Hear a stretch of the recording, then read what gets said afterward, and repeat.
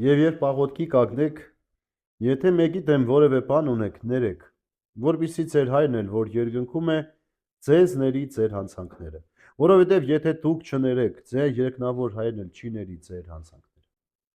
Բարի լույս սիրելիներ, Մարկոսի ավետարանի այս հատվածը ներման մասին է։ Երբ աղոթքի կանգնեք, ներեք, եթե որևէ մեկին դեռ չեք ներել։ Հետաքրքիր է մեր Տեր Հիսուս Քրիստոսի մոտեցումը այս հարցին։ Արդյոք մենք պատրաստ ենք հետևել Տիրոջ խոսքին եւ ներել։ Բայց չէ որ միաժամանակ պետք է մտածենք, որ Տերը մեզ ներեց եւ շարունակում է ներել։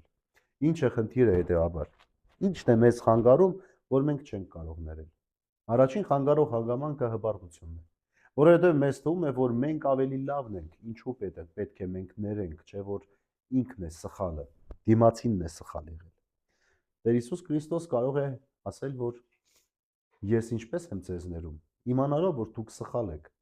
ճանաչելով ձեզ, որ դուք եք տկարը, դուք եք իզուր տեղը, իմ թափած արյունը վատնում։ Երկրորդ կետը սիրելիներ ներելու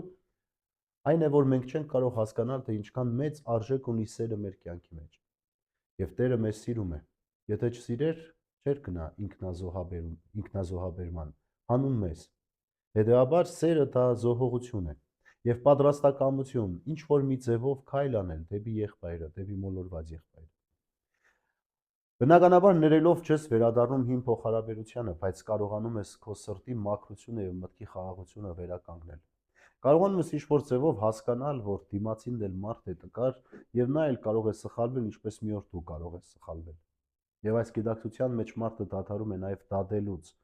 եւ անցնում է իր կյանքի շփմանը։ Այսօր մենք անհրաժեշտություն ունենք այս ներման։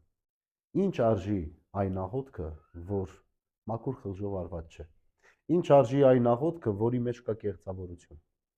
Այս հարցադրումը ինքս ինձ եմ տալիս եւ առաջարկում եմ այսօր յուրաքանչյուր մեկին։